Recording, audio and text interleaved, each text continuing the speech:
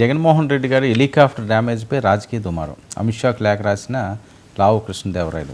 ఈ అంశాన్ని ఎలా చూడ, అసలు హెలికాప్టర్ అనేసరికల్లా వైఎస్ఆర్సీపీ వాళ్ళు కావనివ్వండి, లేకపోతే రాజశేఖర రెడ్డి గారి దగ్గర నుంచి కూడా అది ఎవరు కూడా మర్చిపోలేదు ఆ దుర్ఘటన. మళ్ళీ హెలికాప్టర్ అనేసరికల్లా నిజంగా భయం వేస్తుంటుంది, ఏంటి ఏమైనా జరుగుతుందా అని. అవును, ఇది రాజకీయమైన అంశమా లేకపోతే నిజంగా ఏమైనా కుట్రకోణాలు ఉన్నాయా? అంటే తప్పకుండా దర్యాప్తు అనేది కుట్ర, ఎవరి కుట్ర అనేది ఒక ప్రశ్న. మీరు అది కూడా కుట్ర అని మీరు సింగిల్గా అంటున్నారు. వైసీపీ వాళ్ళేమో ప్రభుత్వము లేదా అధికార కూటమి కుట్ర అంటున్నారు. ఇప్పుడు లావు కృష్ణదేవరాయలు గారు రాసిన లేఖ, ఎంపీ అయిన తెలుగుదేశం పార్లమెంటరీ పార్టీ నాయకుడు, మొన్నటి దాకా ఆయన జగన్ పార్టీలో కూడా పార్లమెంట్ సభ్యుడు. అవును, కాబట్టి ఇక్కడ వాళ్ళే కుట్ర పని కావాలని మా మీద పెడుతున్నారని, అంటే కుట్ర వర్సెస్ కుట్ర అన్నట్టుగా ఈ రాజకీయం తయారైంది. ఇది కూడా అంతే, ఒక మాజీ ముఖ్యమంత్రి ఆయన భద్రత అదేదో ఉమ్మడి అంశంలాగా చూడకుండా ఆయనైనా ఈయనైనా ఇంకొకరైనా, కిరణ్ కుమార్ రెడ్డి గారు మాజీ ముఖ్యమంత్రి, ఇందాక నేను అంటుంది అదే. ఇప్పుడు ఆయన మాజీ ముఖ్యమంత్రి అని అంటాం కానీ మాజీ ఆయన ఎవరో అక్కడ ఎమ్మెల్యే పలమనే కానీ అనం కదా, అట్లాగే అనమాట. సరే, ఎనీవే, ఇది వచ్చినప్పటికీ మొన్న అనిత హోంమంత్రి గారే ఈ విషయం ప్రస్తావించారు. మేము అక్కడ 1100 మంది పోలీసులను పెట్టాము, Z+ మాజీ ముఖ్యమంత్రి కాబట్టి ఇచ్చాం, మాకేం పని లేకుండా ఇంతమందిని పెట్టామా, లేకపోతే మీరేంటి శాసనసభ్యుడే కదా, ఇది ఎంత చేయాల్సిన అవసరమే ఉంది, 100 మందిని పెట్టాము, ఇది ఎంత అంటారు. ఇక్కడ 1100 మంది పోలీసులు ఉండి కూడా ఒకవేళ వైసీపీ వాళ్ళు కుట్ర పని చుట్టుముట్టారు అనుకుంటే రేపు కూడా వాళ్ళు అలాగే చేస్తారు కదా. మరి 100 మంది పోలీసులు ఉండి కూడా వాళ్ళని ఆపడంలో విఫలమవుతూ ఉంటారా? ఇవి చాలా కీలక ప్రశ్నలు లేవనెత్తుతున్నాయి ఇక్కడ. నేను తెలుగుదేశం వాళ్ళ విమర్శను కూడా స్వీకరిస్తున్నా. వైసీపీ వాళ్ళు కావాలని అలా చేశారు అనుకుందాం, రేపు జగన్ ఇంకో చోటుకి వెళ్తాడు, ఆయన తిరుగుతానంటున్నారు రాష్ట్రం అంతా, ప్రతి చోట వైసీపీ వాళ్ళు ఇలాగే చేశారు అనుకుందాం. మీరు పాలనా పరంగా తీసుకోవాల్సిన చర్యలు, శాంతి భద్రతల పరంగా తీసుకోవాల్సిన చర్యలు తీసుకోకుండా వాళ్ళు కావాలని చేశారు అంటే అరికట్టాలి కదా. రెండోది, ఖచ్చితంగా అక్కడ జగన్ అభిమానులు ఎక్కువ సంఖ్యలో ఉన్నారు, వాళ్ళు కొంత స్వీయ క్రమశిక్ష వేస్తున్నారు, విజువల్స్ కూడా వేస్తున్నారు. జగన్ హెలికాప్టర్ విజువల్స్ ఏంటమ్మా? తప్పకుండా తమ నాయకుడి భద్రత గురించి మీరు అన్నట్టుగా హెలికాప్టర్తో ఉన్న వాళ్ళకున్న విషాదకరమైన ఇది అందరికీ, దాన్ని ఇంకా జాగ్రత్త తీసుకోవాలి కదా. ఎందుకు అంతగా చుట్టుముట్టి ఇవన్నీ కూడా చేస్తున్నారు అంటే వీళ్ళు క్రమశిక్షణ పాటించాలి. వాటిలో మీరు ఆశ్చర్యపోతారు. నాకు కూడా వామపక్ష రాజకీయాలతో సంబంధాలు ఉన్నాయి, చాలామంది ముఖ్యమంత్రులు అసలు పోలీసులు చాలా తక్కువ ఉంటారండి ఆ సమావేశాలు సభల్లో.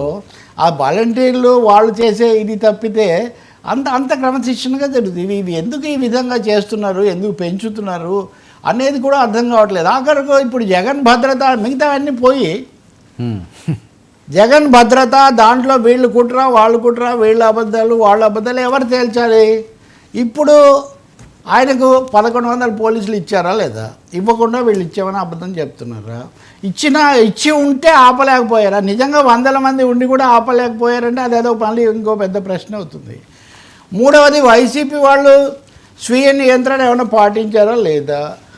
నాలుగవది, హెలికాప్టర్కు జరిగిన ప్రమాదం ఏం జరగలేదు, చిన్నదే, దాన్ని పెద్దది చేసి చెప్తున్నారు అని అది కూడా ఒక కథనం. అంటే దేన్ని, ఎవరిని, ఎందుకు, ఎంతవరకు నమ్మాలి అర్థం కాని ఒక అయోమయ అవస్థ అనమాట ఇది చాలా దురదృష్టకరం. ఇది ఏ పార్టీ నాయకుడైనా, ఏ పార్టీకి చెందిన గత ప్రస్తుత ముఖ్యమంత్రులైనా అందరూ రక్షణ సురక్షితంగా ఉండాలి అనే ప్రజలు కోరుకుంటారు. అందరికీ అనుసరించే వాళ్ళు ఉంటారు, అందరికీ ఓటేసే వాళ్ళు ఉంటారు.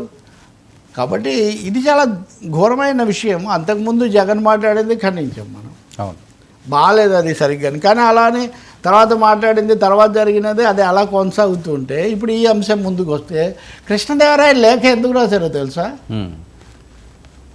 ఒక ఆరోపణ ఏమంటే ఇప్పటికి కూడా బీజేపీ వాళ్ళు జగన్తో సంబంధాలు కొనసాగిస్తున్నారు, అందుకని ఆయన గురించి పెద్దగా ఆయన కేసుల్లో వీళ్ళు కూడా ఏం చేయలేకపోతున్నారు. నేను ఇదివరకు అనేవాడిని, ఇప్పుడు 1,00,00,000 కోట్లు అని నోట్ ఇచ్చిన దాంట్లో అందరూ సంతకం పెట్టారు 2009లో. మరి వాళ్ళ 5 ఏళ్ళ అధికారంలో ఉండి రాష్ట్ర ప్రభుత్వం తరఫున చిటికన్నా కొత్త ఇది కూడా నడవాలి. ఈ 10 నెలల్లో కూడా ఆ కేసుల గురించి ఎవరు మాట్లాడలే.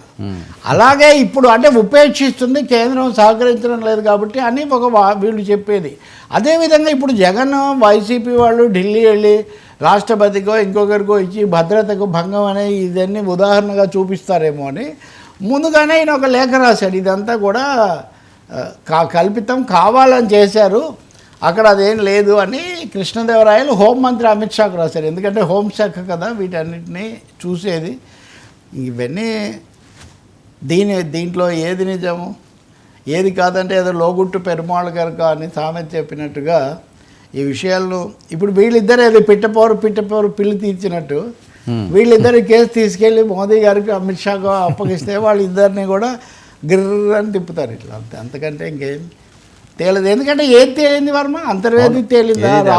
ఏది తేలింది? అన్ని సిబిఐకే కదా, జగన్ కేసులతో సహా అన్ని సిబిఐ దగ్గరే ఉన్నాయి కదా.